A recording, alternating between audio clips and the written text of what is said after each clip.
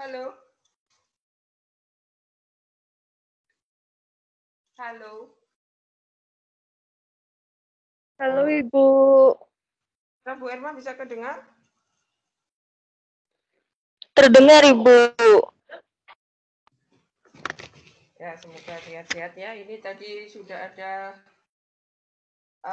pengumuman dari kampus kalau dosen sekarang kerjanya harus 50% luring ya. Juga nanti kuliah akan ada, tapi mungkin diatur ya, jadi nggak seperti dulu full. Jadi alhamdulillah, moga-moga semakin baik, semoga jadi tambah kesempatan Anda bisa ke Semarang atau ke kampus ya. Tapi dosen mulai sekarang sudah bisa untuk 50% juga. Kampus sudah tidak seperti dulu lagi tertutup sekali ya. Tapi untuk dosen, untuk mahasiswa nanti diatur ya. Siap-siap mungkin ada yang belum vaksin ya, karena mungkin kemarin Bu Erma pergi ke mana toko Adas itu juga dilihat harus diperlihatkan kartu vaksin. Kalau tidak suruh balik sama Pak Satpamnya ya. Nah, diperiksa betul. Jika mungkin yang belum vaksin silakan, nanti siapa tahu ada ketentuan kalau mau masuk lab atau masuk kampus harus ada tanda vaksin ya. Saya kira itu kita mulai lagi ya. Untuk tugas saya kira tidak usah dipersulit. Yang penting besok kan pertemuan kelima minggu depan. Ya, jadi nanti saya kuliah dulu mungkin, terus beberapa Anda mempresentasikan. 10 menit saya kira cukup waktunya. Ya, ini saya absen dulu.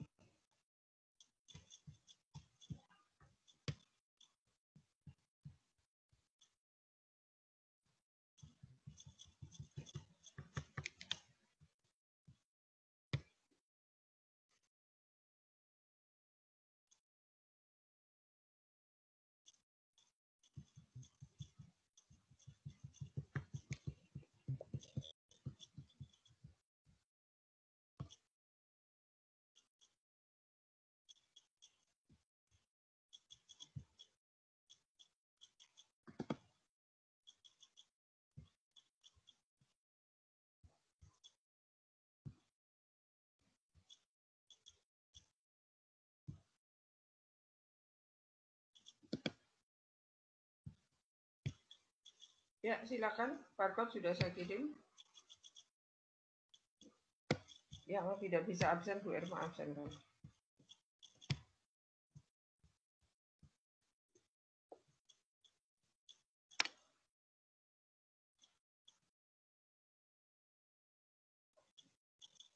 Mbak Cindana ada? Halo? Mbak Cindana? Cindana hadir, Ibu. Mbak Hoiri? Hoiri. Mbak Elia ada? Mbak Ravena ada? Hadir Bu. Mbak Devi Raj Anjeli? Mbak Devi?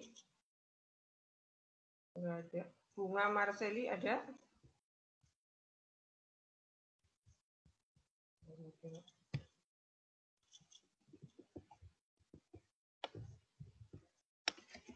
Himawarti Panjaitan?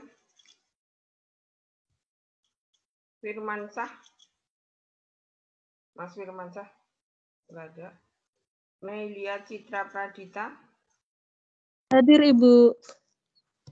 Putri Eka Ramadhani? Halo Mbak Putri. Dela Anissa Fitri? Hadir, Ibu. Tri Oktavianti?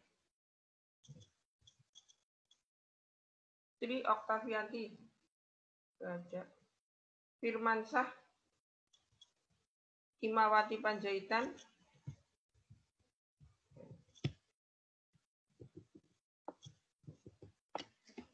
Imtinan Rana Safitri, ada. Imtinan. Umi Latifatul. Putri Rizky Ani. Putri Rizky hadir, Ibu. Oke. Terima kasih, Ibu. Ya, sama-sama. Nistia Nisa Hanifah, ada? Nistia. Enggak ada. Maria Salvia, ada?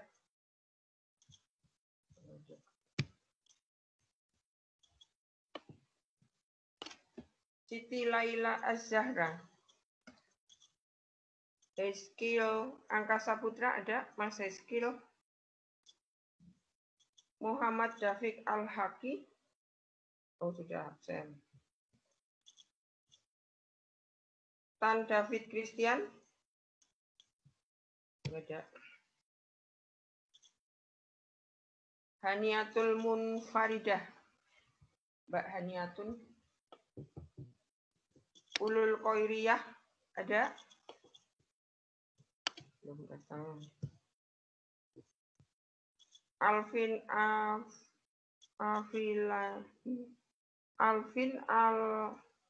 aku nggak bisa baca.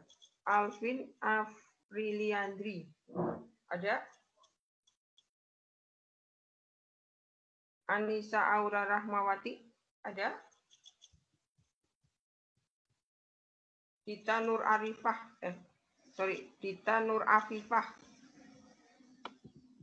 enggak ada. Siti Zulfa, Mbak Siti Zulfa.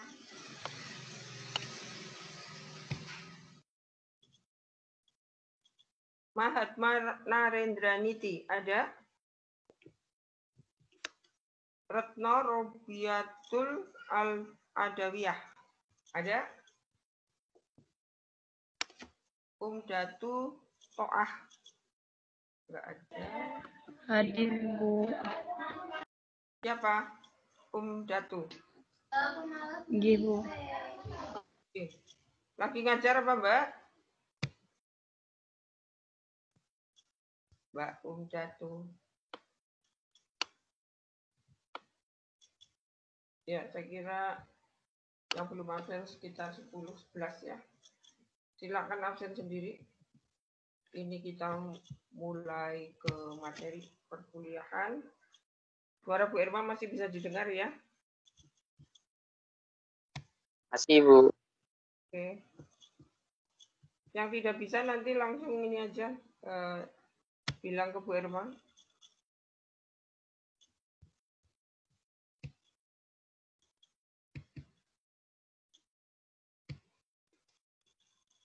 Ya, hari ini kita akan bicara tentang peristiwa geofisika di transportasi ya, pengangkutan hara, masuknya nutrisi ke dalam akar dari tanah, kemudian diangkut sampai ke daun ya. Jadi kalau kita runut, di situ pasti ada pergerakan.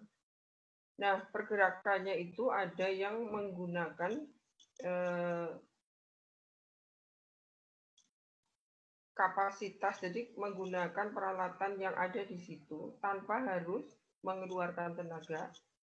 Tetapi Anda jangan berpikir bahwa pengangkutan itu hanya dari akar ke atas, tapi dari daun ke seluruh bagian tanaman, yaitu berupa fotosintat. Dan di situ justru harus menggunakan energi, ya, karena bentuknya lain dan memang ukurannya besar sehingga harus menggunakan ATP. Kenapa? Karena ukuran dari peralatan atau ukuran dari floem itu memang didesain untuk mengangkut fotosintat asimilat, tetapi memang karena di situ molekulnya berbeda dengan yang diangkut dari akar berupa air dan yang terlarut di dalamnya, sehingga di situ mewajibkan ya menggunakan ATP. Jadi nanti kita akan belajar peristiwa-peristiwanya dulu ya. Jadi ada osmosis, difusi, pergerakan air dan absorpsi mineral pada tumbuhan. Ini pasti silem ya, kita akan belajar silem. Nah, ini merupakan suatu sistem koloid. Slide-nya Bu Irma bisa dilihat? Bisa, Ibu. Ya.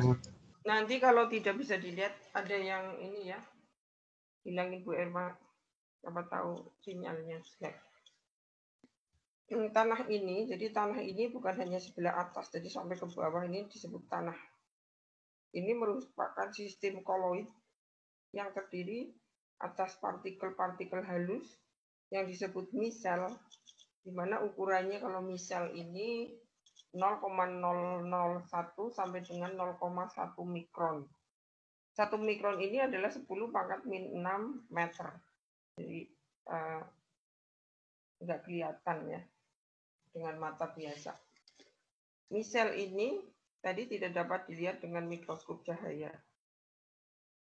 Dengan mikroskop cahaya tidak dapat dilihat, jadi harus menggunakan mikroskop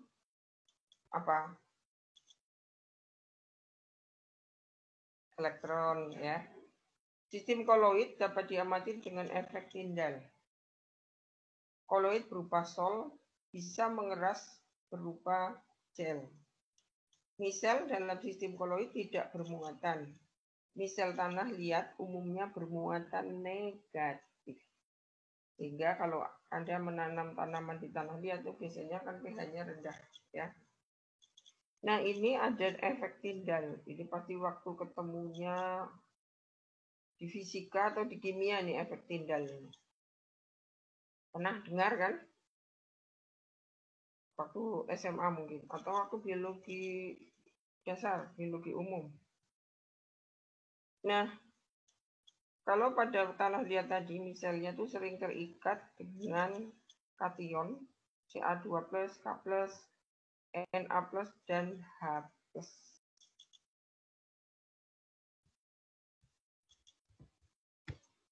Kemudian struktur tanah ini, tanah terdiri dari ini ada bagian mineral, bagian zat organik, kemudian bagian air dan larutan tanah. Kemudian ada bagian udara dalam tanah. Dan ada organisme tanah. Jadi semuanya penting ya. Kalau ada 4, tidak ada 5, nomor 5 itu pasti tanahnya tidak bisa ditanami. Yang steril sekali itu justru tidak bisa ya tanaman itu berkembang. Kemudian ada di sini tadi ini ada udara, kemudian ada organik, ada partikel liat, kemudian ini quartz, ada air, kemudian yang penting juga adalah microcolonies of bacteria.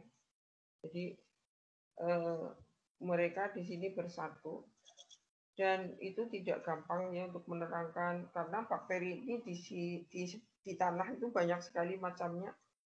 Ada yang sifatnya anaerobik, aerobik ya. Kemudian ada yang makannya mungkin dari organisme yang lebih tinggi, ada juga yang dia menggunakan cairan yang keluar dari akar. Dan dia mengembalikan lagi juga cairan yang bisa dipakai oleh tanaman untuk kehidupannya ya. Jadi ada di situ simbiosis juga ada, patogen juga ada.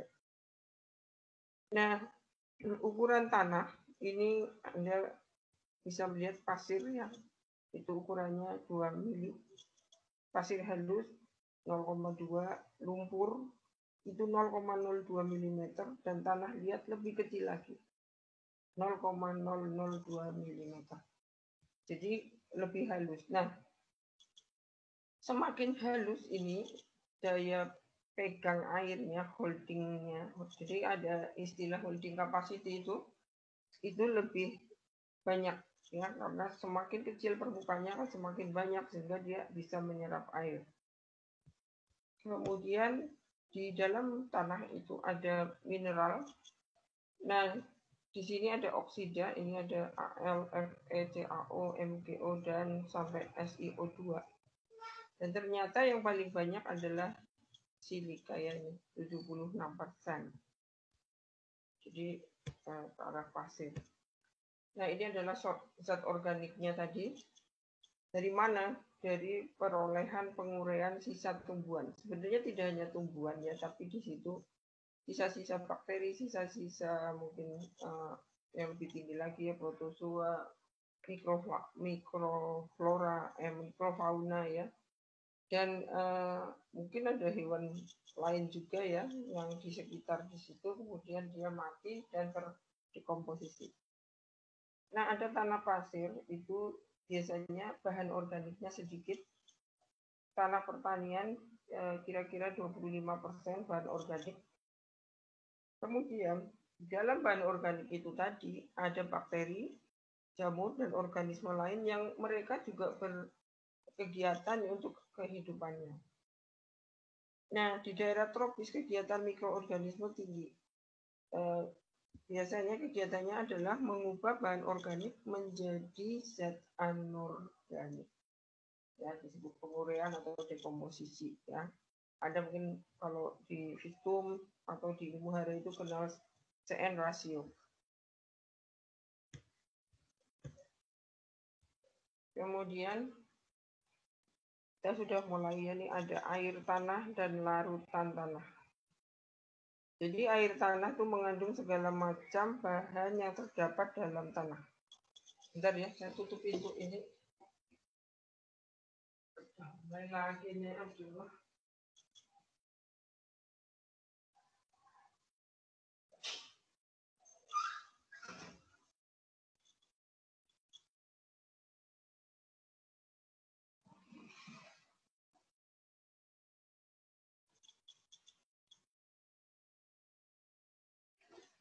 Halo?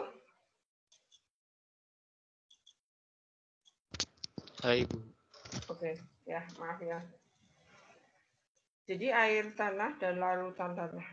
Air tanah ini, air yang ada di dalam tanah, ini mengandung segala macam bahan yang terdapat di dalam tanah itu. Ya, type of soil ini di Indonesia tuh karena banyak gunung berapi, itu berbeda banget dengan negara atau daerah yang tidak ada gunung berapinya ya. Ada contohnya misalnya di Indonesia saja kita bisa membandingkan Jawa, Sumatera itu banyak gunung berapi, tapi daerah Kalimantan ya, kemudian mungkin daerah Papua ya, itu gunung berapinya kalau di Kalimantan mungkin malah hampir tidak ada ya. Mungkin pembentukan pulaunya itu berbeda dengan Pulau Jawa sehingga kita bisa melihat struktur tanahnya itu sangat berbeda. pH-nya di daerah Kalimantan itu cenderung lebih rendah, bahkan rendah sekali ya, sehingga asam. Kemudian di sana karena pembentukan gambut masih terjadi sehingga itu juga salah satu penyebab asam ya. Itu akan berbeda sekali macam bahan yang ada di dalamnya. Nah, air tanahnya itu berupa larutan. Jadi namanya juga air tanah. Bukan berupa kristal ya. Nah, pengelompokan air tanah. Jadi ini adalah gambaran di sini itu yang biru ini. Air tidak bebas atau air kimia terikat secara kimia dengan partikel tanah. Ini tidak tersedia untuk tumbuhan. Jadi, karena dia terikat secara kimia, berarti dia ada ikatan kovalensi ya. Kemudian air higroskopik, air yang mengelilingi partikel tanah. Jadi, air ini, tadi kita sudah tahu bahwa di dalam tanah itu ada beberapa partikel, ada tanah liat, lumpur, pasir, ya. Nah, air higroskopik ini adalah air yang mengelilingi partikel tanah tadi. Kemudian air kapiler. Air kapiler ini adalah air yang mengisi sela-sela partikel tanah tersedia untuk tumbuhan. Jadi kalau masih mengelilingi partikel tanah, tadi belum bisa. Tapi kalau sudah menjadi air kapiler, adalah yang mengisi sela-sela partikel tanah sehingga dia tersedia untuk tumbuhan. Kemudian ada air gravitasi, air yang mengalir di ruang partikel tanah.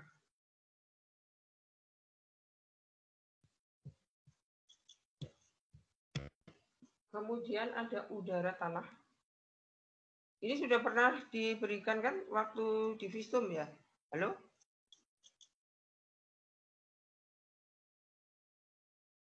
Halo? Halo? Kalau seingat saya belum, Ibu. Oh iya. Atau ada yang ingat lagi? Kalau sudah? Siapa tahu. Ya, saya lanjutkan ya. Ya, saya mencarinya juga yang berbeda dengan tumbuhan. Jadi Visum maksudnya ya. Jadi udara tanah ini adalah udara yang mengisi ruang di antara partikel tanah. Makanya kita sering ngaduk-ngaduk.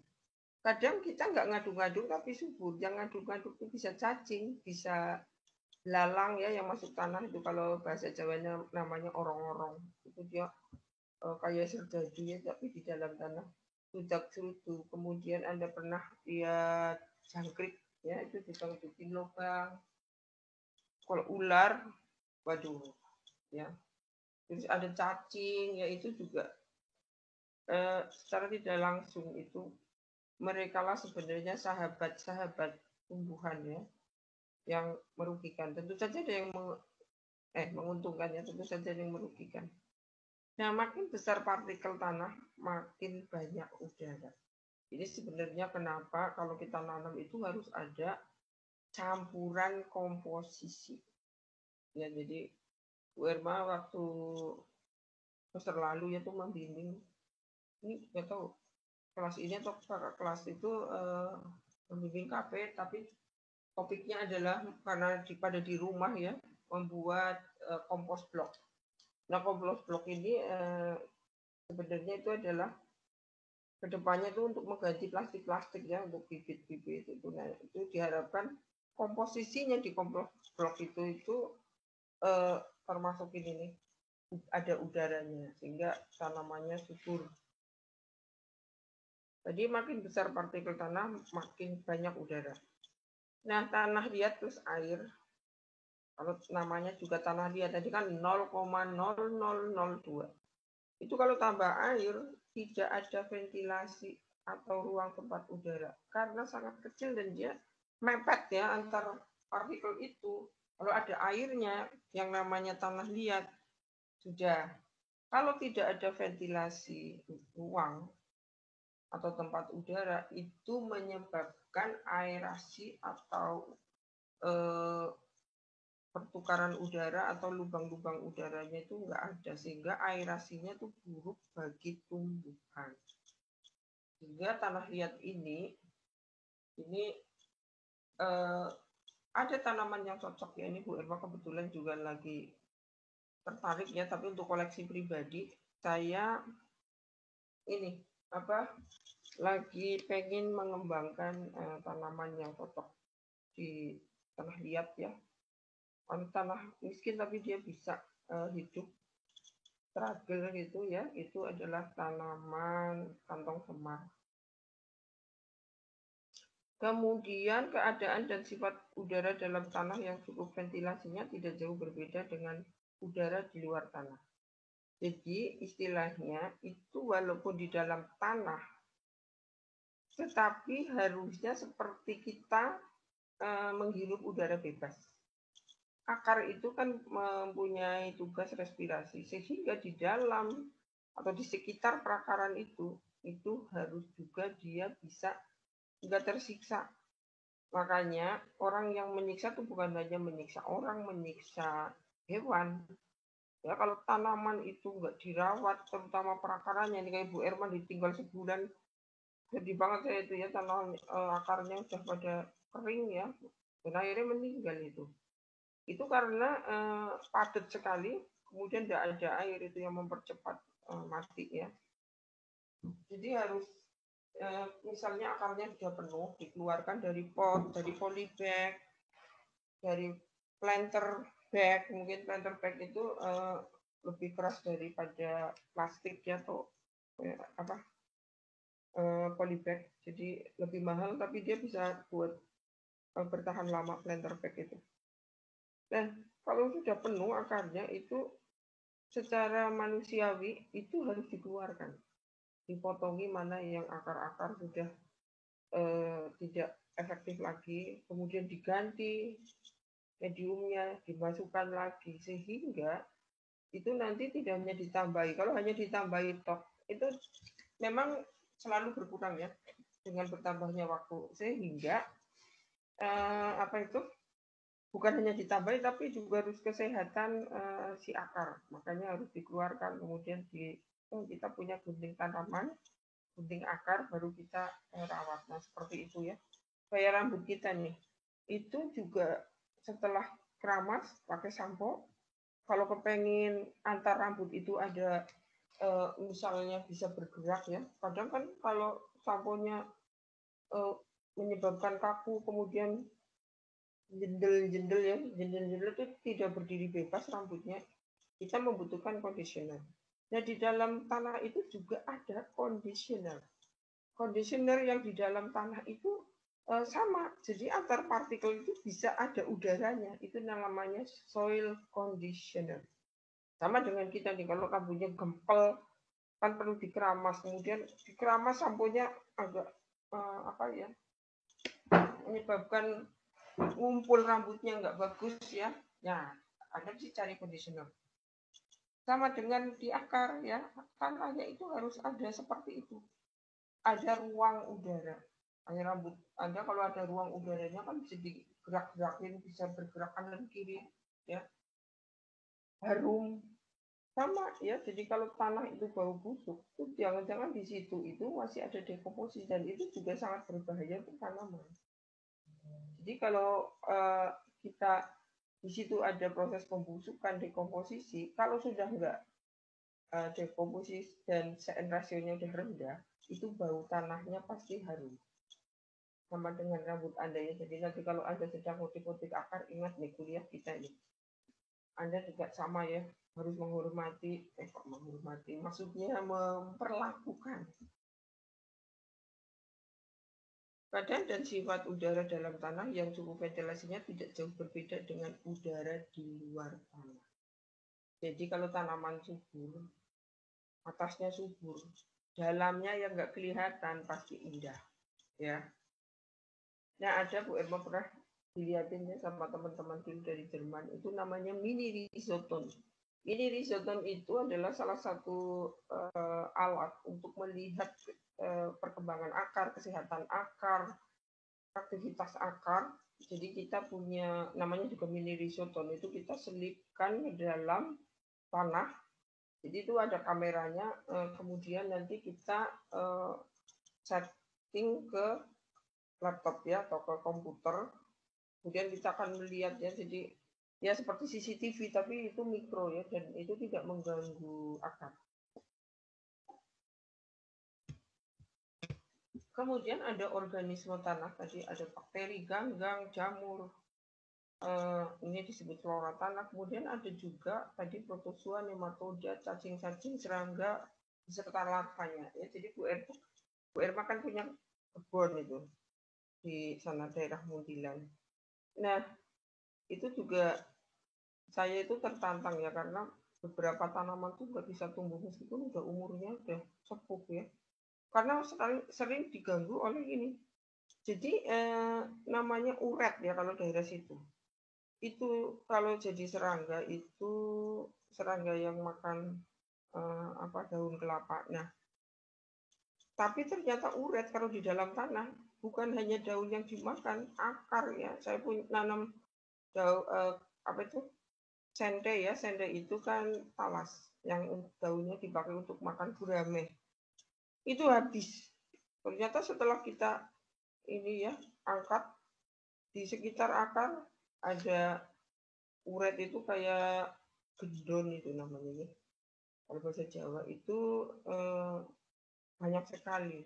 Dan dia ternyata tidak hanya makan itu, ada makan akar pohon pepaya, diisap juga. Jadi dia belum bentuk serangga, tapi dia masih bentuk larva. Dan itu ternyata saya amati itu karena tanahnya capek. Jadi tanah bekas-bekas mungkin untuk pertanian cabai ya, tomat itu kan biasanya adalah para rental itu apa namanya? Jadi tanahnya itu bukan tanahnya, kemudian disewa, sewa ya.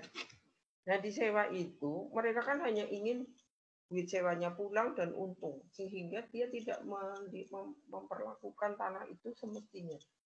Dipupuk, fungisida, pestisida tanpa tanah itu harus berhenti karena dia sudah membayar sewa terus-terusan seperti itu, sehingga sampai ke Bu Erma itu tanahnya sudah rusak. Dan betapa mahalnya memperbaiki tanah seperti itu ya, sangat banyak ya Bu Erma ini juga sehingga jadi penelitian ya. Itu selain kita harus mengumpulkan kotoran kambing, itu Bu Erma juga sudah mulai menanami pohon-pohon. Jadi jangan pernah menggunakan satu jenis tanaman terus menerus. Itu harus ada selang-selangnya. Nah, Bu Erma alhamdulillah itu dapat pengalaman waktu S3 itu saya tanami beberapa pohon pelindung. Itu ternyata yang di sekitar pohon pelindung selamat ya. Apa saja yang ditanam di dekat pohon pelindung itu uretnya nggak ada. Jadi tadi itu ya. Banyak mungkin fauna tanah yang bisa bermanfaat, tapi banyak juga yang menjadikan petani nangis ya. Nah, organisme tanah biasanya ditemukan di lapisan tanah bagian atas. Jadi tadi yang uret yang di kebunnya Bu Erma itu nanti kalau sudah fase beberapa, udah ada sayapnya, dia akan terbang. Nah, salah satu untuk memutus rantai itu jangan sampai dia terbang ke tempat lain ya. Kan dia ngisep nanti. Ngisep lagi, terus bertelur lagi kayak kupu-kupu itu. Makanya kalau masih di dalam tanah, itu tanahnya harus ditutup. Di UGM itu ada kayak simulasi ya. Bu Ermanya dia di ini ya di internet karena mau ke sana kena PPKM. Itu ternyata di sekitar tanah itu ditutupi genteng. Rapat ya, ada genteng, ada bisa batu bata karena itu untuk memutus. Ya memang agak rempong ya, tapi salah satunya itu jangan sampai dia terbang. Dan ini Bu Erma mau nyoba, kalau genteng kan mahal ya, kita mau coba dengan plastik ya, atau dengan cover organik, apa yang nanti menyebabkan si larva itu bisa mati atau minimal dia tidak pindah ke tempat lain untuk ke siklus selanjutnya. Nah, tanah yang cukup bahan organik dan ventilasi yang baik serta suhu sekitar 30 derajat. Jadi kalau di tropis terutama ini kalau suhunya sekitar ini bagus. Nah, apa daya kalau seresah itu adalah daun yang pada turun, kemudian di atas akarnya pada keluar ke tanah, ke permukaan tanah, ini pasti suhunya tidak 30 derajat ini. Bisa lebih panas daripada suhu udara karena sinar matahari terakhir itu mesti nyampainya tanah, ya. Nah, kalau sudah seperti itu, Anda bisa membayangkan, itu kalau 30 derajat kan kondisi yang baik bagi flora dan fauna tanah. Nah, itu juga bagi enzim-enzim yang ada di akar. Kalau kepanasan, Anda bisa bayangkan itu ya. Pasti akan berujung juga ke penyerapan. Kemudian ini ada peristiwa ya, difusi, osmosis, dan imbibisi. Jadi udah pasti paham ini waktu di biologi dasar, di FISIM juga ada ya. Nah, Anda bisa lihat di sini. Jadi ini ada peristiwa-peristiwa ya. Kalau difusi itu adalah pindahnya partikel dari yang konsentrasinya tinggi, jumlahnya lebih banyak, ke yang lebih sedikit. Apanya? Partikelnya. Nah, osmosis jangan salah, bukan kebalikannya. Kalau kebalikannya kan berarti konsentrasi dari partikel yang lebih rendah ke yang lebih tinggi. Sebenarnya Anda harus pahami, indahnya kalau untuk osmosis itu adalah air, jadi air yang lebih banyak ke air yang lebih sedikit. Pasti beda dengan tadi yang difusi ya. Jadi jumlah air yang lebih banyak itu akan pindah ke jumlah airnya lebih sedikit. Kalau jumlah airnya lebih banyak, itu kan berarti di dalamnya juga terlarut, belum tentu lebih banyak partikel. Tapi kalau airnya lebih banyak, dia pasti akan pindah ke airnya yang lebih sedikit. Dalam posisi itu, kita tidak melihat yang terlarut. Nah, kalau Anda bisa lihat di situ, nanti ada kesetimbangan. Nah, untuk difusi, satu tadi bukan kebalikannya osmosis, ya, itu saya dulu diwanti-wanti waktu saya dikursuskan oleh Undip. Selama 4 bulan itu untuk kita bisa mengajar biologi dasar dengan sangat baik, ya. Jadi itu kita dibetulkan konsep-konsep yang menyesatkan, termasuk difusi osmosis. Jadi konsep-konsep biologi umum, biologi dasar itu ternyata tidak boleh diajar oleh sembarangan dosen. Jadi dosen itu seharusnya, ya kalau menurut orang ITB itu, kalau untuk biologi dasar kan mendasari. Justru itu harus yang sudah tahu konsepnya. Nah, salah satu konsep yang salah itu ini, difusi osmosis ya, untuk SMA itu banyak yang keliru, sehingga kita dulu diperintahkan oleh almarhum Pak Wijaya itu. Di sana itu tolong ya kalau ngajari mahasiswa itu jangan yang salah. Itu nggak gampang ya, 4 bulan kita itu diikutkan mahasiswa S1 di ITB ya. Kebetulan waktu itu kita Pak Ruli masih di ITB waktu itu. Nah, osmosis ini juga beda dengan difusi karena dia harus melewati membran semi-permeabel. Jadi, contohnya yang gampang aja, air yang ada di tanah, kalau mau masuk ke akar, tadi, konsentrasi air di tanah harus lebih tinggi daripada konsentrasi air di dalam akar. Jadi akar ini harus lebih sedikit biar air yang di dalam tanah masuk. Tetapi meskipun ada keadaan seperti itu, kalau tidak ada selaput yang semi-permeabel bisa dilewati oleh air, itu tidak bisa terjadi peristiwa itu. Yaitu kapan? Kalau akarnya masih hidup. Akar yang mana? Ya akar yang menyerap, ujung-ujung akar itu, rambut-rambut akar itu harus hidup. Itulah selaput semi-permeabel. Sampai di sini ada pertanyaan? Halo? Belum, Bu. Ya. Jadi, nanti Anda bisa belajar ya. Difusi itu apa? Osmosis apa? Imbibisi itu apa? Saya mau bertanya. Ada yang tahu tentang imbibisi? Silakan dijawab.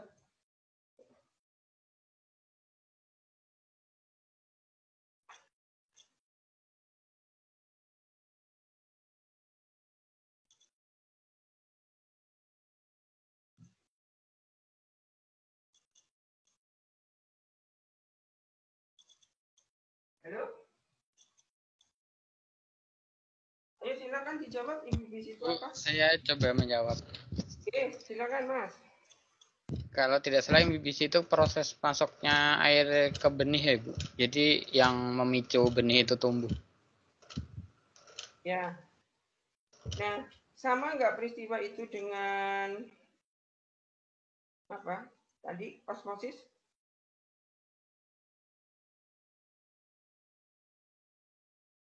Sama nggak? Mungkin berbeda Ibu karena itu hanya terjadi di awal pertumbuhan. Jadi gimana? Jadi setelah itu mungkin baru osmosis Ibu yang masuk ke dalam. Tapi saya kurang tahu Ibu. Silakan ya. Ini akan menjadi pertanyaan saya. Ini kan ada bagian tugas ya. Saya minta ini. Konsep ini harus tahu. Silakan dicari yang kelompoknya. Jadi nanti kita akan menunggu jawaban teman-teman biar semuanya bisa membaca. Tadi jawabannya Mas ini sudah ada. Dia sudah menginisiat ya, inhibisi itu di situ. Ada lagi peristiwa yang lainnya, inhibisi. Minum. Nah, apakah biji yang mati bisa minum?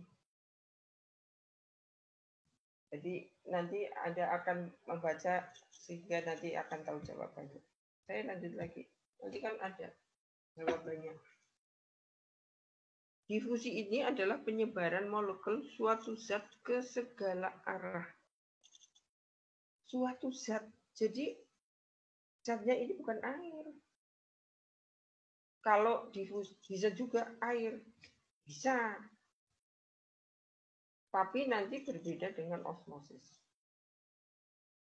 Penyebaran molekul suatu zat ke segala arah dari konsentrasi yang tinggi ke konsentrasi yang rendah hingga mencapai suatu konsentrasi yang sama. Titik imbang, ya. Semuanya bisa tadi. Gas, zat cair, dan zat padat. Berarti air bisa mengalami difusi. Bisa karena dia bisa dari konsentrasi tinggi ke rendah. Molekul-molekulnya ada kecenderungan untuk menyebar ke segala arah sampai terdapat konsentrasi sama. Difusi itu bisa padat dalam zat cair, difusi cair dalam zat cair, difusi gas dalam gas. Gimana kita ketemu difusi gas kemarin? Minggu kemarin, gas CO2 dari luar daun, dari atmosfer, masuk ke dalam daun. Kalau di dalam daun itu konsentrasinya rendah. Kenapa? Dipakai untuk fotosintesis sehingga masuk. Itulah difusi gas. Difusi gas dalam zat cair ada, ya. Difusi cair dalam gas itu juga ada. Silakan ada cari contoh-contohnya. Kemudian pergerakan difusi. Jadi ini intinya belajar biofisika untuk transportasi, ya. Difusi disebabkan adanya energi kinetik dari molekul. Sumber energi utama pergerakan molekul terdapat di daerah yang banyak molekulnya. Jadi konsentrasinya pekat. Arah pergerakan difusi ke tempat yang kekurangan molekul. Konsentrasinya rendah. Jadi tadi yang konsentrasinya pekat itu energinya lebih tinggi. Sehingga dia menjadi sumber energi utama. Pindah dorongan. Kemudian tekanan difusi. Sudut pandang sumber gerakan. Daerah konsentrasi tinggi terdapat tekanan energi yang menyebabkan molekul menyebar ke daerah konsentrasi rendah. Tekanan tersebut dinamakan tekanan difusi. Sudut pandang tujuan tempat tujuan difusi adalah ke daerah defisit molekul konsentrasi rendah. Saya kira jelas ini ya. Kemudian ini ada tekanan difusi. Jadi kalau kita lihat tekanan difusi di sini ada A1 atmosfer, B0 atm. Atmosfer maksudnya. Pasti A ke B. Nah, kapan berhenti? Kalau sudah sama besar. A setengah, B setengah. Itu berhenti. Itu. Bisa saya lanjutkan? Halo? Bisa, Ibu. Bu. Ya biar ya. Kalau lagi kuliah ya kayak Bu Erma itu kemarin kan jadi moderator ya. Biasanya kalau jadi pendengar kan enak banget tuh. Ngantuk-ngantuk, tidur-tidur, makan-makan. Tapi kalau jadi moderator lihat waktu ya. Harus ngomong itu.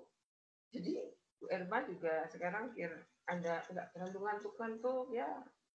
Biar ada teman yang ngobrol ya. Sebenarnya enak tuh jadi pendengar. Nah, yang kedua adalah osmosis. Anda bisa lihat di sini. Ini ada bejana yang disekat. Ya mungkin waktu Anda biologi dasar, ini mungkin praktikumnya seperti ini ya. Nah, bejana disekat dengan selaput permeabel. Selaput permeabel ini dapat dilalui oleh gula dan air.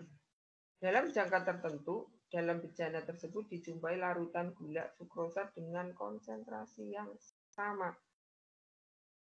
Peristiwa apakah itu? Difusi atau osmosis? Simpulan. Karena berdifusinya molekul air dan gula dalam bejana melewati lubang pori, maka peristiwa tersebut dinamakan osmosis.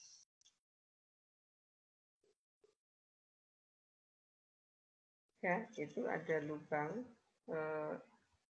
Os itu lubang, movea itu move, pindah. Kemudian, perhatikan gambar. Bejana disekat dengan selaput semi-permeabel. Hanya bisa dilalui oleh molekul air. Setelah dibiarkan dalam waktu tertentu, apa yang terjadi? Apa yang terjadi? Coba dijawab. Tadi kan permeabel untuk air dan gula, sekarang semi-permeabel.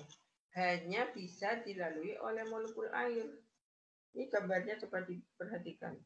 Setelah ini ada lihat di sini. Ini kan ini ada sama nih seperti ini ya. Kemudian Anda lihat bentol-bentol merah. Nih. Kemudian yang bentol merahnya 3, ini kan titik-titik biru itu lebih banyak. Artinya itu konsentrasi si merah itu sedikit, airnya lebih banyak.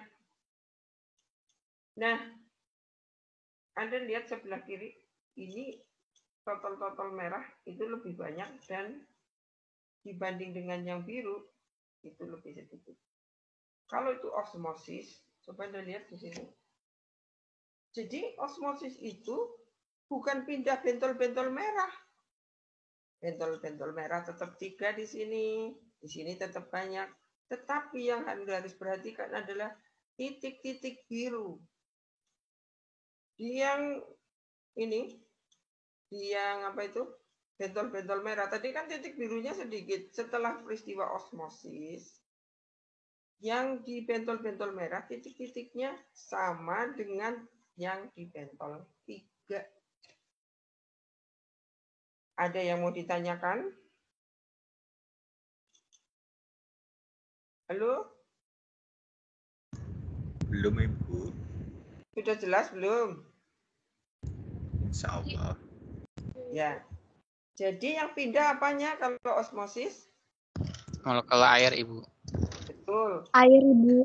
Ya. Jadi bukan kebalikan difusi kan? Iya, Ibu.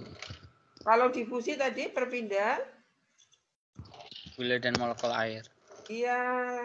Kalau seperti itu, kalau difusi berarti yang merah yang pindah ke merah banyak pindah ke merah 3. Kan tetap itulah osmosis. Ya, jadi nanti kalau Anda jadi guru SMP, SMA, SD harus paham menerangkannya. Osmosis itu bukan kebalikan difusi. Tapi bisa disebut osmosis adalah difusi air melalui semi permeabel, itu baru benar ya. Oke, lanjutkan. tekanan osmosis. Lihat lagi tuh, hari ini kita belajar bentol-bentol. Anda lihat di sini, ini nanti kita kan akan belajar itu kenapa air bisa naik gitu ya. Kalau Anda lihat di sini, ini bentol-bentolnya 6, ini banyak. Lihat airnya. Kalau bentol-bentolnya banyak, pasti kita harus berpikiran bahwa jumlah air yang di bentol-bentol banyak ini lebih sedikit. Setuju? Setuju nggak? Setuju, Bu. Nah, ini Anda perhatikan dulu, awalnya kan sama ini. Akhirnya tingginya. Tetapi dalam perjalanan nanti air, ya, ini karena pindah dari sebelah yang bentol-bentolnya 6 ini pindah ke bentol-bentol banyak airnya, maka airnya naik. Bisa dipahami? Bisa, Ibu. Ya. Naiknya air itulah disebut dengan tekanan. Ya. Ada tekanan seperti itu. Apakah membutuhkan energi?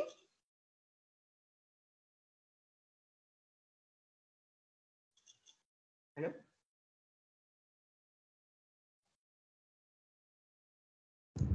Tidak, Ibu. Ya, betul. Ini kan kita lagi bicara tadi, judul utamanya adalah pengangkutan air dan nutrien. Jadi tidak ada energi di situ. Dan itu Anda bisa bayangkan ya, dari bawah sampai kalau pohon itu tingginya puluhan meter.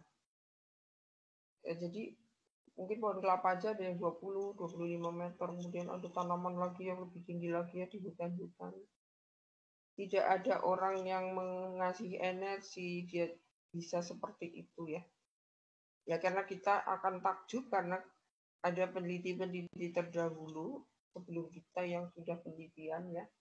Dan kita hanya tugasnya belajar aja kadang malas. Tapi kalau kita belajar sambil membayangkan ya betapa yang membuat itu sungguh sangat hebat kalau menurut Bu Erma ya di situ ya peristiwa yang sangat sepele tapi itu sangat efisien, nggak perlu ngangkutin pakai selang, ember, dikerek kayak manusia ya dari dalam sumur ke atas. Itu kan perlu tenaga, perlu makan. Itu tidak. Peristiwa seperti itu ya. Jadi alam itu memang bisa buat contoh kita itu ya yang kurangnya serodoh. Enggak seperti itu. Jadi sudah naik.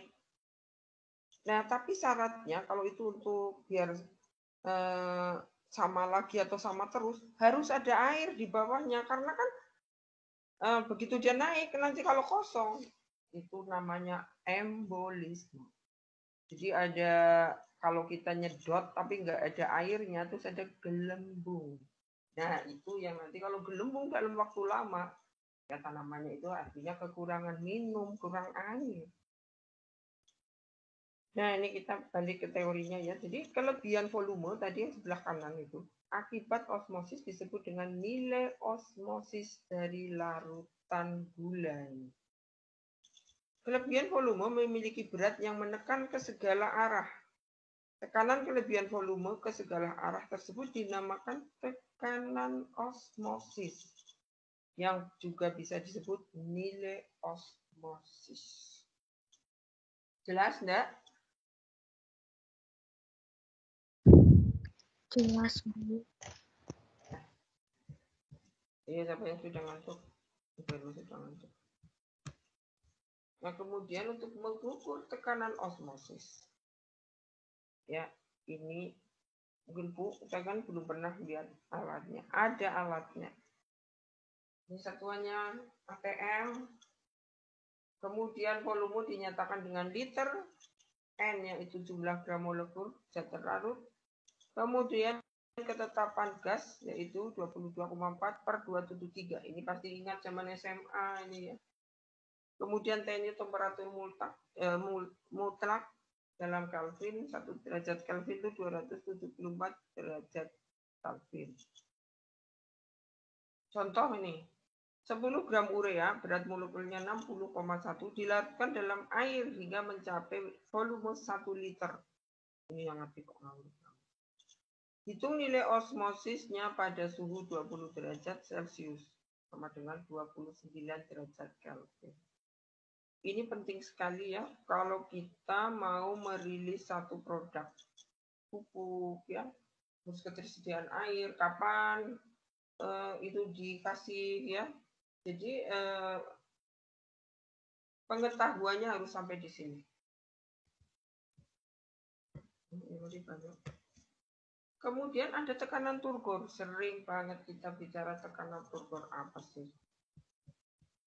Tekanan turgor ini ada kantung, ada mungkin pernah penelitian dengan telur yang dilembutkan kulitnya itu, ya tangkarnya pakai asam ya, kemudian nanti pelan-pelan dibuka, jangan sampai sobek. Nanti sobek atasnya aja. Kantung selaput semi caramel berisi larutan gula 40%. Setelah dibiarkan 5 jam, maka akan terjadi seperti gambar B. Nah, dulu praktikum itu memang lama. Jadi kadang-kadang kita bantu ya. Zaman dulu itu, Bu Irma waktu masih jadi dosen muda itu ya, waktu umurnya muda, karena umur dosen itu harus nungguin praktikum mahasiswa di depannya itu dan harus ngasisteni dosen itu ya, waktu itu. Jadi ulangnya juga 5 jam itu. Sampai buyuknya itu ya, tapi itu memang dulu wajib. Dan sampai sekarang kayak di IPB itu profesor-profesor tuh mewajibkan profesor itu harus ikut praktikum duduk depan mahasiswa karena praktikum itu adalah salah satu ini transfer ilmu ya. Nah, kantung selaput tadi ada 40%. Setelah dibiarkan 5 jam terjadi seperti gambar BE. Lentuk. Tekanan yang menyebabkan berkembangnya dinding kantong ini tadi dinamakan tekanan turgor. Tekanan turgor ini lebih rendah dari tekanan osmosis. Kenapa? Anda lihat sebelah nih. Ini adalah gambar tanaman yang tekanan turgornya itu maksimal. Yang ini tekanan turgornya turun. Jadi kalau tekanan turgornya naik, dimungkinkan selnya ini dia akan dalam posisi sempurna. Kalau posisi sempurna, pasti metabolismenya, pasti perkembangannya akan maksimum, optimal. Tapi kalau ini coba lihat kekurangan air, nah disinilah air ini berfungsi, turgornya turun. Kalau turgor turun, letaknya organel di protoplasma juga, kemudian dinding selnya nggak bisa maksimal, ini bisa mengkerut separuhnya ya, 3/4-nya, sehingga pasti akan berpengaruh ke metabolisme. Nah, jadi ada satu tadi inhibisi, ada harus pahami di mana ya. Sebenarnya inhibisi bukan kita utamakan di dalam peristiwa biofisik ya, tapi Anda harus paham. Isi sel atau protoplasma yang masih hidup merupakan suatu larutan. Dinding sel selulosa bersifat permeabel. Membran plasma itu bukan plasma, sistem membran dan tonomplas bersifat semi-permeabel. Nah, sel akar, terutama sel rambut tumbuhan, memiliki protoplasma dengan konsentrasi tinggi. Semakin jauh posisi sel dalam akar, semakin tinggi konsentrasi protoplasma. Jadi balik lagi, ini semakin jauh dari akar, protoplasmanya semakin banyak isinya di sini. Kalau semakin dalam semakin banyak, otomatis airnya akan pindah. Itulah yang disebut tadi water moving, pergerakan air. Jadi semakin jauh posisi sel dalam semakin jauh posisi sel dalam akar, semakin tinggi konsentrasi protoplasmanya. Air tanah atau larutan konsentrasinya lebih rendah dari konsentrasi protoplasma sel akar. Sehingga ini tadi gambar ini Anda harus sudah paham. Kalau semakin jauh dari akar semakin tinggi, otomatis airnya bisa naik. Ada yang mau ditanyakan enggak? Dengan naiknya air dari akar ke atas? Bisa dengan peristiwa osmosis? Saya.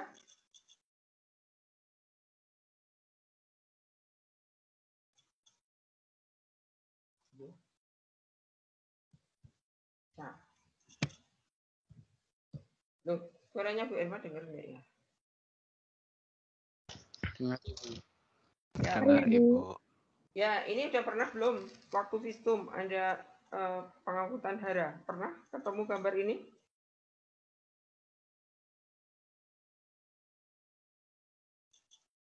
Halo? Ada yang sudah pernah? Silakan menerangkan. Halo? Sepertinya belum Ibu. Oke. Nah, ini kita lihat ya. Jadi betapa sabarnya peristiwa-peristiwa di alam ya. Anda bisa lihat di situ. Ini adalah nilai osmosis. Ini gambar skema akar ya, yang ujung. Kemudian ini ada rambut-rambutnya, yang paling luar itu ada epidermis masuk ke dalam ya, parenkim. Kemudian ada pericycle. Pericycle itu ada primary phloem primer itu yang kuning. Kemudian ada primary xylem itu yang biru. Ya, kemudian ada vascular cambium di situ. Ada endodermis juga ya, yang endodermis itu yang merah-merah melingkar paling luar ini. Saya coba Anda lihat ya peristiwanya. Jadi ini ada nilai osmosis air. Ini yang putih ini adalah masuk ke dalam rambut akar. Dia bisa masuk tadi karena di sini konsentrasinya lebih rendah. Konsentrasi apa? Air. Kenapa di sini ada air yang ini di sebelah luar putih-putih itu ada air. Nah di sini kan kalau ada protoplasma artinya sel ini harus hidup. Jadi kan sudah bilang konsentrasi di protoplasma di sini lebih tinggi daripada di sini, jelas airnya masuk. Itu nomor 12 ya. Kemudian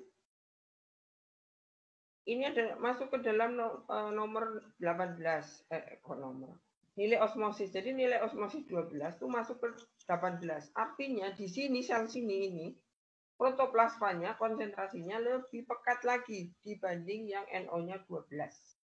Bisa masuk. NO yang 20 itu masuk. Kemudian ini Anda bisa lihat setelah 2 jam. Ini ada air, ini kalau NO-nya 6, kemudian masuk ke NO dengan 10, masuk lagi ke NO 14. Jadi ini peristiwanya adalah 2 jam. Dari 3 sel. Dengan harap Anda tuh mungkin selama ini mikir ini serat. Bukan seperti itu. Inilah contoh kesabaran yang luar biasa. Kalau dilihat ini kan gede bagaimana? Itu kan kalau dibuat skema. Kalau betul-betul kita lihat rambut akar aja kadang nggak terlalu kelihatan nih. Kalau matanya Bu Irma kan mata tua, nggak terlalu lihat rambut akar. Itu harus menggunakan peralatan khusus, contohnya mikroskop stereo. Betapa ukurannya sangat kecil. Itu dari 3 sel aja 2 jam. Nah kalau sampai atas. Jadi ada yang lebih sabar lagi dari manusia kan? Dengan protes. Tunggu bis nggak datang sampai protes. Ini Anda lihat. Dan itu disabari semua oleh tanaman. Coba kalau hidup berarti betapa dia pindah ya. Pelan-pelan. Tapi itu berurutan. Jadi bukan nunggu 2 jam dulu baru bisa fotosintesis. Tidak. Persiapan sungguh sangat keren. Kalau kita belajar persiapan, lebih ngeri lagi tuh ya nanti. Ditakut lagi kita sama yang membuat ini. Oke, lanjutkan. Nah, osmosis ini. Jadi ke plasmolisis. Pernah kan plasmolisis? Anda juga jawab tadi. Sudah tahu. Apa itu osmosis atau plasmolisis? Sudah paham. Ini kalau ada di sini ada tumpukan sel tadi ya. Ini ada air. Di sini ada konsentrasi gula 25%. Kemudian di sini ada tumpukan sel. ada 25 konsentrasi. Oh, sorry, ini air ya. Kemudian di sini ada larutan glukosa 45%. Apa yang terjadi nih? Ini kalau ini panahnya airnya masuk, tapi di sini airnya keluar. Jadi kalau dilendam di dalam air, justru airnya masuk. Kenapa? Karena di sini protoplasmanya konsentrasinya lebih pekat. Nah, kalau yang di sini ini protoplasmanya konsentrasi glukosa dan sebagainya kan tidak sampai 45%. Jadi dianggap larutan di luar tumbukan sel ini dengan glukosa 45% itu dibanding dengan protoplasma yang di tumbukan sel ini jauh lebih pekat larutan glukosa. Apa yang terjadi? Panah merah. Ini artinya air keluar ke larutan glukosa. Jadinya ini. Bisa dipahami? Halo? Bisa, Ibu. Oke. Nah, ini mungkin pernah juga ya pada sel darah. Ini contohnya ini. Ini kalau pada tanaman, ini pada tanaman, ini pada darah. Coba ini adalah peristiwa flash shift. Jadi H2 masuk, H2 keluar. Tapi ada turgid. Ini H2 masuk. Kemudian ada refill. Refill itu apa itu? Bahasa Indonesianya. Halo.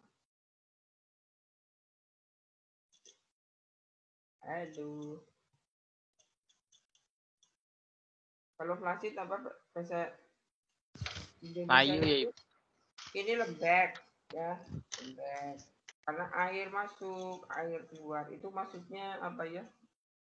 Ya memang tumbuhan kan agak lembek. Tapi kalau turgid, airnya masuk di situ apa artinya? Turgid. Ah.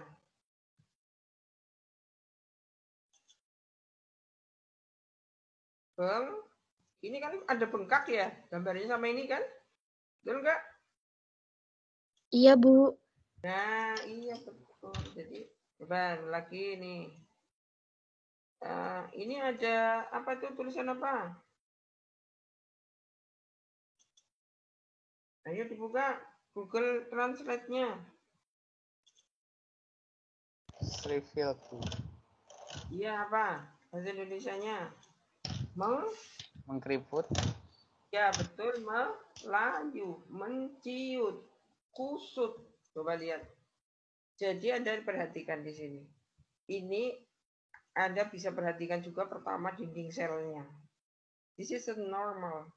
And then this is turgid, mengembang, bengkak, gemuk nih kayak Bu Erma ya. Nah posisinya Anda lihat nih. Dari yang bengkak dengan yang normal coba nih. Titik-titik hijaunya udah kabur. Karena airnya banyak. Kebanyakan bisa juga ya. Kemudian kalau Anda lihat nih, H2-nya malah keluar. Kayak peristiwa tadi yang kita terangkan tadi nih yang nih panah merah. Ini Anda lihat. Jadilah dia revealed, mengerut, menciut, kusut. Plasma membrannya Anda lihat nih. Ya, sama ini kalau pada sel darah, kemudian ini ada lysing itu kalau utang motor ya. Nah ini pada mengkerutnya pada sel darah ya, tuh beda. Nah beda banget nih. Ini ada juga hampir sama dan ini bukan keadaan yang bagus. Nah ini Anda lihat di atas isotonic solution. Ada yang masuk, ada yang keluar. Itulah yang kita cari, isotonic. Tapi kalau hypertonic solution, ini mesti masuk. kebanyakan bengkak. Itulah namanya hypotonic solution. Hypo itu rendah. Apa sih yang rendah? Ya solution yang di dalamnya ini kalau kebanyakan air dibanding yang isotonik. Nah airnya keluar, jadi di dalamnya mungkin sedikit atau mungkin bahkan hampir tidak ada. Jadilah dia hipertonik. Siapa yang hipertonik? Ya solution yang di dalamnya, bukan airnya. Jelas ya? Halo. Halo. Jelas Ibu. Ya. Bu.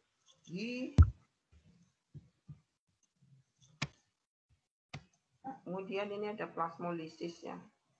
Jadi lepasnya membran sel dari dinding sel akibat dari defisit air. Tadi sudah peristiwanya sudah saya ulang-ulangi. Enggak boleh, enggak paham. Karena sudah Bu Irma sudah sangat lambat mau nyontok tadi nilai osmosis. Ya. Coba kita nyontoh ya. Pelan banget. Tapi itu bukan males ya. Memang prosesnya seperti itu. Kalau kecepatan ya kayak tadi. Bengkak. Lepasnya membran sel dari dari dinding sel akibat dari defisit air. Bisa bersifat permanen. Nah kalau permanen, tadi yang kabur airnya akan meninggal. Sel akan mati. Kalau belum lama terus kita siram lagi, itu bisa balik lagi ya. Meskipun dia sempat stres ya, tidak ada rezeki datang ya, itu bisa sembuh.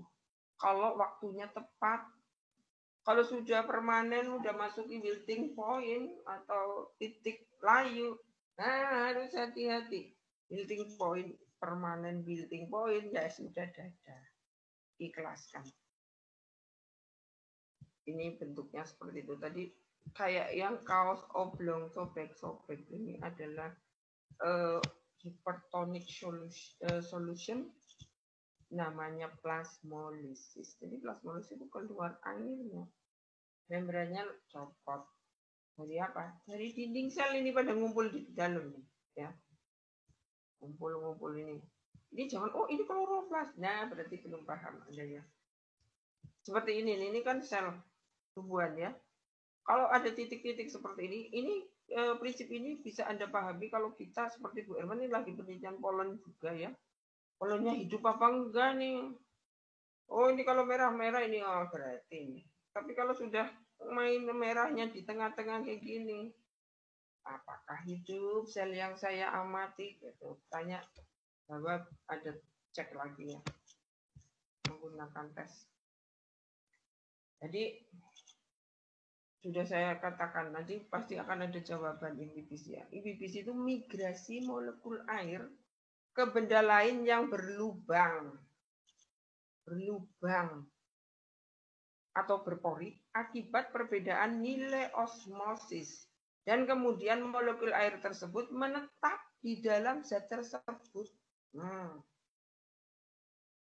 Inhibisi adalah migrasi molekul air ke benda lain yang berlubang atau berpori akibat perbedaan nilai osmosis. Dan kemudian molekul air tersebut menetap di dalam zat tersebut.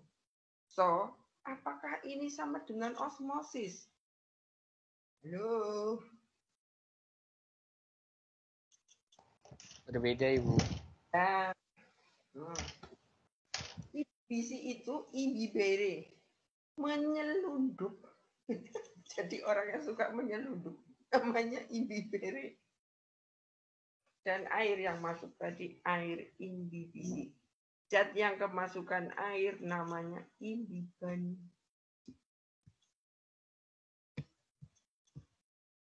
Terus udah ya. Nanti tambah lagi kalau inhibisi itu betul tadi bacalah yang diperkejam bahan. Tapi this is different with osmosis ya. Absorpsi air dan transpirasi. Masuknya air tanah dan ion-ion ke akar itu melalui rambut akar. Ini sereng-sereng di sini. Oke. Jadi di depan sendiri ini bukan rambut-rambut, salah. Ini adalah tujuh akar, root cap. Di belakangnya belum ada rambut-rambut, itulah namanya zona of cell elongation. Daerah pemanjangan sel akar. Dan di belakangnya baru zone of maturation. Maturation apa? Maturation dari sel-sel yang dibuat tadi di sini. Maturation itu kan pendewasaan. Di sini. Jadi disinilah letak mulai rambut-rambut akar. And di atasnya lagi, kan ini lebih sepuh, lebih tua ya. Ada branch root, ada cabang akar.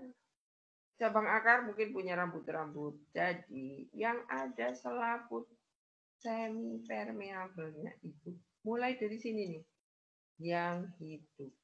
Makanya jangan suka injak-injak akar, kan dia nanti ada yang meninggal. Jadi dia tidak bisa menyerap air. Ya jelas ya nih ya.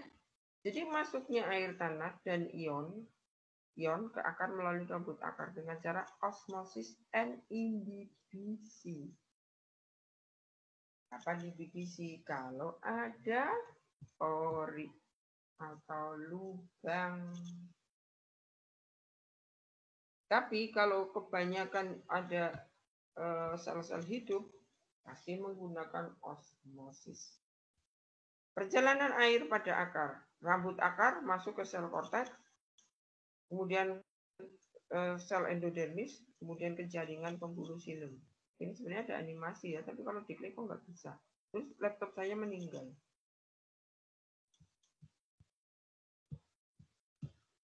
Ini perjalanannya tadi ya.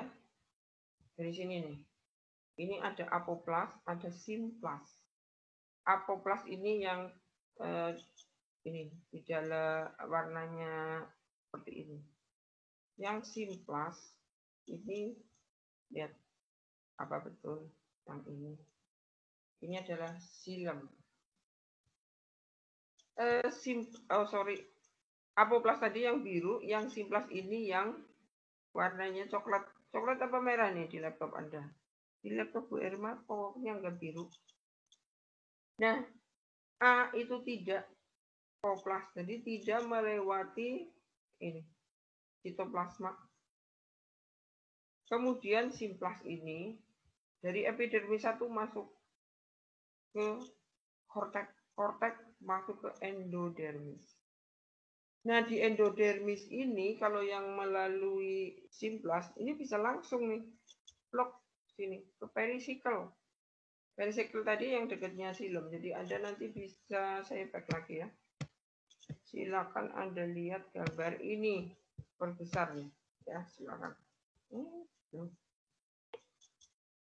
Nih, ya jadi ini kan dari luar ke dalam.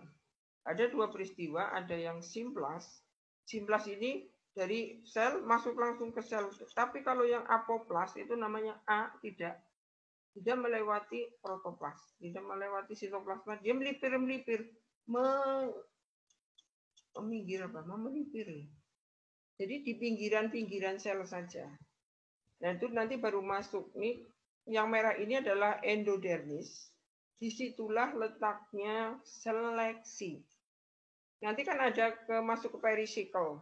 Ini perisikkel, di dalamnya baru nanti masuk ke silem. Nih, silem. Silem inilah yang akan membawa air ke batang. Karena ini kan kita lagi cerita di akar. Ini saya ulangi lagi ya biar lebih. Nah, jadi simplas ini, yang biru-biru ini perjalanannya coba Anda lihat. Simplas. Apoplas maaf biru. Ini di sini ini ada panah lagi ke sini minggir lagi, tapi hanya sampai endodermis. Itulah perjalanan apoplas. Berhenti di sini. Kenapa? Karena di sini ada pita Kaspari yang merah ini. Kasparian strip di endodermis boten saged dilewati oleh siapa? Apoplas. Kamu harus masuk di sini dulu. Jadi tidak hanya di kita, ada seleksi. Yang melipir seleksi lagi. Takutnya bawa yang nggak dibutuhkan. Karena dia kalau lewat sini, ini kan sel hidup ini. Ya, kalau simplas pasti sel hidup. Dan di situ perhitungannya sangat rinci. Kamu tekanannya segini nggak boleh masuk, kamu kurang gini. Ini di sini nih sudah ada seleksi, makanya di endodermis no problemo, masuk lagi dia ke perisikal. Tapi yang di sini nih, nah ini nih, ini beda ini karena dia melewati dinding sel. Beda di sini komponennya, di sini adalah komponen hidup, ya. Yang coklat ini komponen hidup, tapi kalau yang apoplas bukan komponen hidup. Dan disinilah kepinterannya ini. Oh iya ada ya. Nggak boleh masuk pleng ke sini lah, nanti nggak bisa naik ini kalau di sini nggak diseleksi yang apoplas bisa bawa apa ini di sini. Jadi di sinilah diseleksi. Kalau tidak berguna keluarin, buatin pareng. Tidak boleh. Kok bisa? Iya. Anda harus tahu Casparian strip itu terbuat dari apa? Kok bisa nyeleksi? Nah, dibaca. Pasti sudah dapat waktu ada anatomi tumbuhan. Saya tidak ketemu ya, karena Bu Irma pasti di bagian ini yang di IUP. Padahal saya sebenarnya kadang kepengen juga nih ngajar yang kelasnya banyak, tapi di IUP malah kepenak ya, sedikit ngoreksinya sebentar. Nah, sudah jelas sampai di sini. Jadi yang dari sel-sel yang dari bagian sitoplasma antar sitoplasma tidak ada seleksi karena Casparian strip ini letaknya di dinding sel. Sehingga dia akan membatasi pergerakan dari aliran tadi, air, ya, dan zat yang terlarut masuk ke dalam endodermis. Di sini diseleksi endodermis baru masuk ke perisikal. Bareng-bareng tadi yang apoplas sama simplas itu akhirnya bareng ke silem. Saya kira jelas banget. Di sini saya ulangi lagi ya bagian-bagiannya sehingga Anda tidak salah. Silem pokoknya itu yang mana?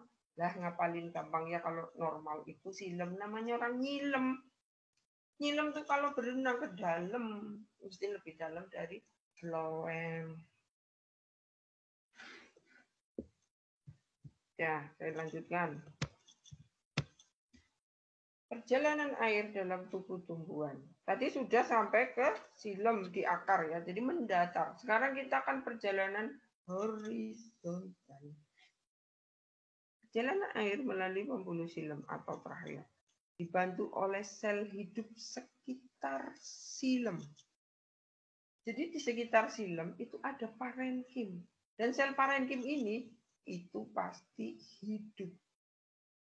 Punya inti. Dikenal dengan teori vital. Nah, dibaca lagi ya, yang dulu waktu di antum baca lagi. Teori vital itu. Adanya pengaruh tekanan akar, tadi sudah belajar NO, nilai osmosis, dan sebagainya.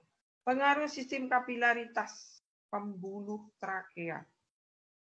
Jadi kita belajar ya dulu itu waktu di anatomi itu kan ada saluran-saluran ya trakea itu di silem. Kalau saya waktu itu mencontohkan nih, misal nih Anda tuh mau naik, kita ada bangunan ya lantai 2. Betapa kalau Anda loncat dari lantai 1 ke 2 karena tidak ada tangga atau tangganya horizontal. Energi yang diperlukan itu banyak. Kadang mungkin tidak kuat kita itu. Seperti air ya. Kalau tinggi tanamannya 25 meter, kemudian menggunakan selang tanpa ada tenaga. Ya, nggak bisa naik. Tadi Anda sudah belajar kan yang waktu osmosis tadi. Harus ada yang lebih pekat lagi di dalamnya agar si air pindah ke sel yang lebih pekat. Dan Anda sudah tahu waktunya tadi? Perjalanan 3 sel membutuhkan 2 jam. Jadi bukan kayak kita nyedot air di mungkin botol minuman Maxrot, nggak ada 10 menit habis. Kemudian kalau kita menggunakan sedotan yang lebih lebar, lebih sedotan untuk minum boba bebo minum terus sedotannya untuk menyedot cendol, sedotan untuk menyedot bakso kerikil dipakai untuk menyedot air. Nah, kecepatan habis. Tapi kan tenaga ada Pak Serot, ada tenaga. Nah, sementara Anda coba, kalau Anda menggunakan sedotan untuk coklat panas itu yang kecil. Kalau kita masih panas pakai sedotan kecil aja kaget ya. Nah, sedotan yang kecil kayak rambut itu buat nyedot air botol di air botol minuman. Kalau semakin kecil, Anda kan harus nyedot pakai tenaga. Sambil nyesep-nyesep sedikit aja airnya udah ngalir. Dan itu membutuhkan waktu lama. Itulah yang terjadi dari perjalanan air.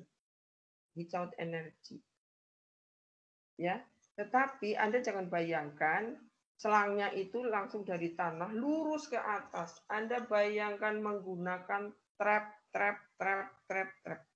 Jadi tangga yang naik pelan dan tangganya bukan tangga yang aduh, orang sepuh naik dengkulnya sakit, tidak. Jadi Anda lihat kalau struktur silem itu perpindahan dari lubang satu ke lubang selanjutnya itu semut. Bukan halus, maksudnya tidak langsung jeglek naik antara tangga satu ke tangga lain itu karena tidak membutuhkan tenaga tadi. Lama tapi ngalir. Jadi yang penting bawahnya ada air. Makanya Anda bisa bayangkan nyiram sore sampai sore lagi, kalau nggak terlalu terik masih basah. Dan tanamannya seger hidup ya. Itulah perjalanan. Kemudian ada itu kapilaritas. Jadi tadi ukurannya mikron, kecil banget. Beda sama sedotan boba. Kemudian ada pengaruh adesi dan kohesi. Itulah ikatan air.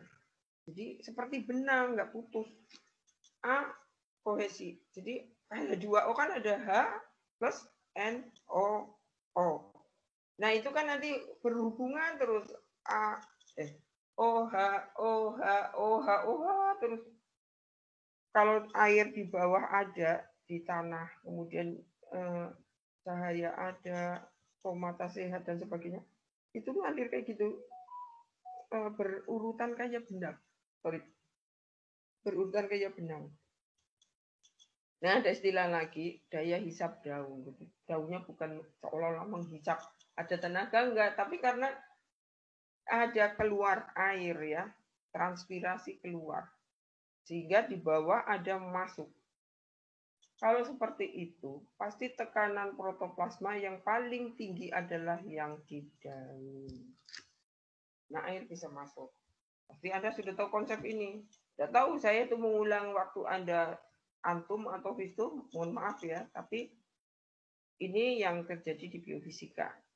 Jadi kalau yang diajar Bu Erma mungkin ada sedikit overlap ya, tapi tidak terlalu ya. Jadi di osmosis difusi sebenarnya ya harusnya sudah paham di visum. Kemudian ini sampai daun. Jadi naiknya tadi seperti itu sampai di daun. Anda bisa lihat di sini. Di situ itu ada ini ada, Anda bisa lihat di sini. Di dalam daun kan ada pembuluh ya. Ada phloem, xilem, ini phloem, ini xilem. Kemudian ini vein itu masuk ke pembuluh. Di sini ada. Kemudian ada stomata. Stomata itu kebanyakan umumnya di bagian bawah. Ya. Dan veinnya itu kan ada yang mujur sana, mujur sini, sana, sehingga kadang-kadang kalau kita membuat preparat itu akan ini kok beda ya. Ya beda kalau pas lagi dipotong yang kelihatan ini yang membujur jadi memanjang. Kalau yang pas dipotong ini membulat ya jadi bulat ya. Nah ini Anda bisa lihat di dalam stomata. Di sekitarnya kemarin kita sudah belajar ada rambut-rambut ini. Kemarin kita sudah belajar. Nah keluarnya lewat. Jadi setelah dipakai di dalam sini itu akan dikeluarkan lewat stomata yang letaknya di epidermis bawah. Seperti itu ya. Kalau pada tanaman air ada juga stomata yang atau malah justru nggak punya stomata di bawah tapi justru di upper di atas. Kemudian transpirasi. Sebagian besar air yang diserap tanaman akan dikeluarkan dalam bentuk uap air melalui stomata. Sebagian besar. Jadi tanaman itu sangat boros. Apa ya? Jadi memang tanaman itu harus banyak air. Kenapa? Untuk ditranspirasikan. Ya kalau gitu ngapain? Jangan salah, pertukaran air dari transpirasi ini adalah dengan CO2. Penting. Dia memberi yang banyak. CO2-nya banyak. Kenapa? Loh, stomatanya itu akan membuka, akan melongo lebih lebar. Kalau kita lebih lebar, membukanya, memberinya air lebih lebar. Banyak masuk juga karbon dioksida banyak. Kalau karbon dioksida banyak, lah fotosintesisnya jadi banyak. Seperti itu ya. Nah, sebagian kecil air akan diangkut ke jaringan lain tumbuhan. Bunga, jadi buah, jadi biji. Kemudian untuk keperluan fotosintesis, untuk vakuola. Vakuola tadi sudah di atas. Untuk turgor, ya karena dia semi permeable. Jadi penting itu hidupin vakuola. Kemudian faktor yang berpengaruh pada transpirasi ini karena tadi ditranspirasikan keluar itu melalui lubang-lubang stomata. Jadi yang berpengaruh adalah jumlah dan distribusi stomata. Semakin banyak stomatanya, pasti akan lebih banyak transpirasinya. Dan itu akan lebih banyak juga CO2 yang masuk. Struktur stomata. Mari kita sudah belajar jumlah membuka dan menutupnya stomata. Berapa yang buka, yang nutup. Intensitas sinar matahari, kelembaban udara, kecepatan angin sekitar daun, dan keadaan air tanah. Ya enggak airnya cukup enggak? Nah ini adalah alat untuk mengukur laju transpirasi. Namanya potometer. Bukan potetometer. Potetometer pasti buat mengukur apa itu? Betul enggak itu potetometer? Yang betul potometer atau potetometer?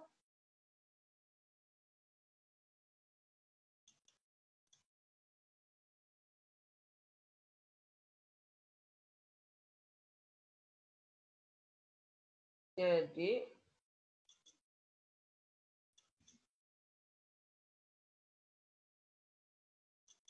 yang betul apa itu? Kalau untuk mengukur laju transpirasi potentiometer atau fotometer?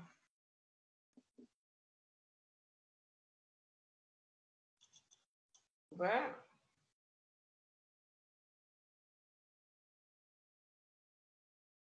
Fotometer Ibu.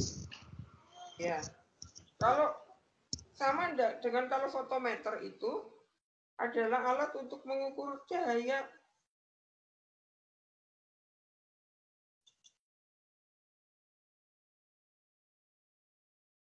Jadi apa?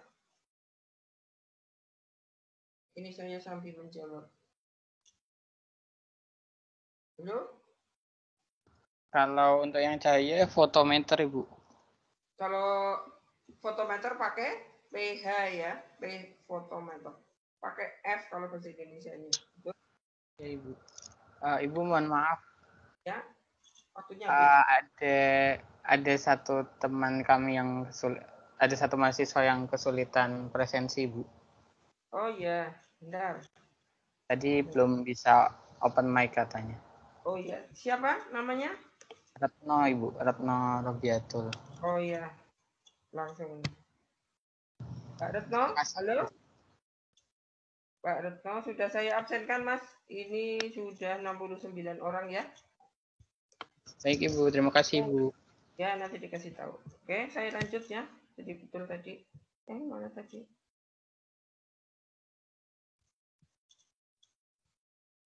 Ya. Ini alatnya.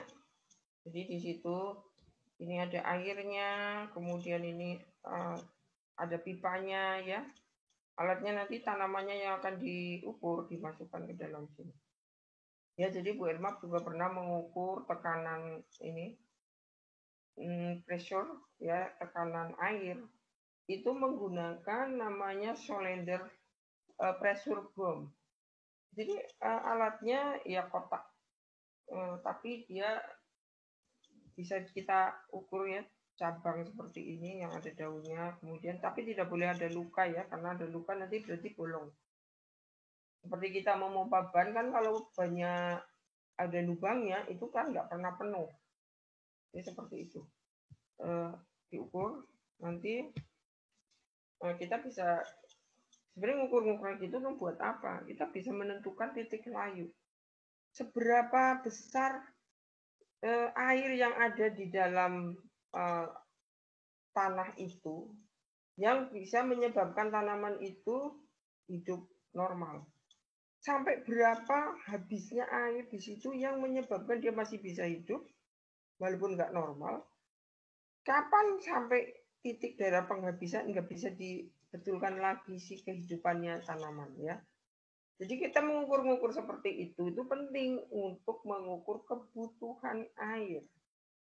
Jadi kita nanti dapat waktu kita mungkin mau membuat spesies baru dengan pemuliaan tanaman yang tahan kekeringan, kita sudah tahu ini kalau airnya harus segini sampai dia berbiji misalnya. Kebutuhannya sampai dia berbiji dengan normal kehidupan seperti ini. Tapi kalau airnya pas-pasan, dia cepat berbiji tapi pendek tanamannya, kecil-kecil bijinya, misalnya padinya jadi kecil-kecil. Boro-boro sampai berbiji. Udah nggak sanggup lagi, dia masih fase vegetatif, udah kemarau panjang. Nah, jadilah wilting layu permanen. Bila keadaan tanah tidak lagi mengandung air yang cukup untuk tumbuhan akan layu. Layu ada hubungannya dengan laju transpirasi dengan ketersediaan tanah belas. Layu berkaitan dengan kehilangan turgor pada sel-sel daun. Ini yang bawah ini ada pohon kopi. Ya, jadi Bu Irma itu kan karena bolak-balik ya, saya kadang kuliah dari desa ke Semarang ya, Semarang ditinggal ya, kadang-kadang kan nggak ada bis tuh dari Jogja Semarang tuh lama itu. PPKM ini betul-betul bis langganannya Bu Irma itu Ramayana tuh nggak mau. Dia baru keluar tuh minggu lalu kalau nggak salah. Nah, Bu Irma itu kan lagi nanam kopi di bawah pohon jambu, udah berantakan banget itu. Dan kopi itu dipot, jadi tidak langsung ke tanah. Sehingga kalau Bu Irma di Semarang itu kan periodik ya, kalau nggak lupa itu disiram. Nah, saya berharap ada hujan, ternyata nggak sampai ke tanaman kopi. Pulang-pulang, aduh ya Allah ya Robi, kopinya itu udah mau semaput. Ya belum mati semua, tapi udah semaput. Layu banget. Terus Bu Irma ya berupaya sambil berdoa itu saya sirami. Nggak taunya dapat hadiah, jadi mungkin dia stres. Terus dia berbunga, Bu Irma nggak tahu. Sekarang berbuah itu, kopi Arabica. Saya senangnya minta ampun tuh melebihi, dapat apa ya? Padahal buahnya nggak normal ya, maksudnya nggak banyak. Tapi itu saya yakin berarti bisa ditanam di daerah sini. Karena dulu memang ngambil di daerah Parakan sana ya, di Wonosobo kalau dari sini. Temanggung, ya. Temanggung itu. Nah, jadi yang gampang layu ini tanaman-tanaman kopi ya. Ini sebenarnya harus dia tanaman yang ada shadingnya. Jadi kalau Anda mungkin ke daerah Bawen, maju lagi ke arah Solo Tigo, kanan kiri Anda akan lihat Banaran Plantation, itu di situ ada kopi. Ya, nah di antaranya itu biasanya ada tanaman-tanaman apa itu? Kayak ini apa, pete Cina ya. Itu sebenarnya di samping untuk menyuburkan itu juga agar kopinya enggak terlalu kepanasan. Jadi kopi kepanasan juga mungkin produktivitasnya tinggi, tapi kalau nanti diselingi dengan kemarau yang panjang, panas banget, kopi itu cepat meninggal ya. Ini, jadi asalnya ini kan kopi ini kalau tidak salah baca ya Bu Irma itu adalah di daerah-daerah yang di tengah-tengah tanaman hutan di Amazon. di Amazon sana ya, daerah-daerah Amerika Latin itu dulu kayak kakao itu dari sana katanya. Tapi saya tidak tahu ya. Itu kan bukti mereka ya, jangan-jangan dari daerah lain juga tidak tahu, tapi asalnya tuh daerah situ katanya ya. Makanya Bu Irma kepengen banget cita-citanya itu kalau bisa itu ya ikut seminar atau ikut postdoc di daerah Amazon tuh. Irma kepengen banget itu. Kayak bermimpi. Teman-teman yang lain dari negara ini udah pernah semua ya daerah-daerah situ yang mega biodiversity-nya nomor 1 kayak apa gitu ya. Bagus banget itu. Nah, arti penting transpirasi ini jadi kemarin sudah mungkin ya. Transpirasi pada tumbuhan merupakan penguapan yang mengangkut garam mineral dari tanah untuk keperluan tumbuhan. Jadi sampai ke daun itu dia karena ada kepentingan di atas itu untuk mengeluarkan air dari bawah itu lah tadi tekanan hisap daun itu dia mengangkut itu. Kemudian adanya transpirasi jelas karena dia mengeluarkan air ke sekitarnya jadi mengurangi temperatur yang ada di sekitar pohon sebenarnya. Kenapa? Karena kalau nggak ada air yang keluar di sekitar pohon dari daun-daunnya itu panasnya kayak apa? Kalau panas banget di daerah sekitar pohon, loh, fotosintesisnya enzimnya pada bisa enggak? Jadi itu jangan GR kita itu dikasih oksigen biar manusia hidup, bukan. Itu dari tanaman tuh dia juga untuk comfortable-nya si tanaman untuk bisa itu dia memberi agar hidupnya dia, agar reaksinya dia nyaman. Kan juga panas banget sinar matahari kalau nggak ada air keluar, waduh, kebakar nanti dirinya sendiri ya. Nah ini ada ya kemarin sudah kalau ini bisa baca sendiri ya. Dan saya kira itu saya minta Anda membaca lagi nih. Jadi nanti saya akan kirim ke Mas Dan ya. Ini ada pengangkutan air ya. Ini sudah ada beberapa yang sama. Sudah kelihatan gambarnya enggak? Aduh. Sorry. Belum ya. Oke. Sorry Bu Herman lupa. Sorry. Mohon maaf Ibu, saya izin bertanya boleh? Boleh. Ini mengenai tugas kelompok yang presentasi Ibu. Ini kan sudah sampai pekan pertemuan keempat ya Ibu. Dan ya, presentasi terakhir, iya. Nah, lalu untuk materi kelompok 4 itu kan ada materi salinitas dan osmoregulasi pada tumbuhan. Itu Ya. bagaimana Ibu? Belum disampaikan soal. Oh ya, nanti saya kasih materinya ya. Nanti, jadi ya saya sampaikan minggu depan. Tenang aja, itu kan yang buat besok ya. Kalau Bu Erma itu enggak langsung dinilai. Bu Erma biasanya nanti kalau besok bisa presentasi semua, itu kan kelompok 1, 2, 3, 4 dulu yang presentasi. Nah untuk kelompok 4 nanti baru saya sampaikan besok. Sehingga hari ini saya insya Allah akan kirim contoh dari presentasinya Bu Erma. Anda punya ide lain, silakan. Tapi ini ceritanya biofisika. Jadi kayak tadi kita sudah belajar osmosis, diffusi itu sebenarnya di situlah letaknya ya. Sama dengan apa? Yang mekanisme osmoregulasi. Sebenarnya waktu itu Bu Erma yang tidak menganjurkan untuk osmoregulasi. Jadi Bu Erma untuk biofisika dulu itu kita ke arah dinding sel. Tapi dinding sel karena tidak dalam pokok bahasan saya masukkan di pendahuluan. Jadi ini adalah usulan seseorang dosen yang untuk pertemuan besok minggu depan. Tapi silakan Anda cari aspek biofisika. Jadi Bu Erma itu orangnya nggak susah. Silakan Anda kalau lebih bisa menemukan aspeknya itu malah keren banget ya. Jadi nggak usah khawatir. Terus kalau belum masih pusing, nanti ada waktunya. Jadi saya kan nunggu Anda sampai ini ya, sampai UTS. silakan nanti dibetulkan, kan ada masih beberapa waktu. Dan UTS-nya nanti saya akan berhubungan dengan Mas Didan, tenang aja. Ya.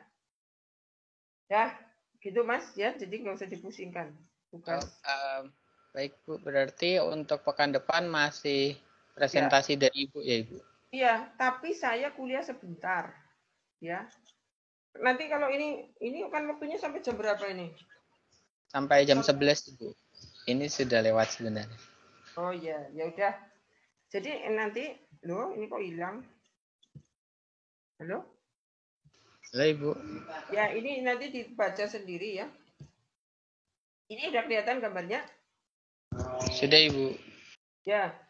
Nanti akan saya kirimkan pokoknya beberapa materi dari Bu Erma ke Mas Didan ya. Jadi ini mohon maaf sudah habis waktunya. Ada yang mau bertanya enggak sebelum saya tutup?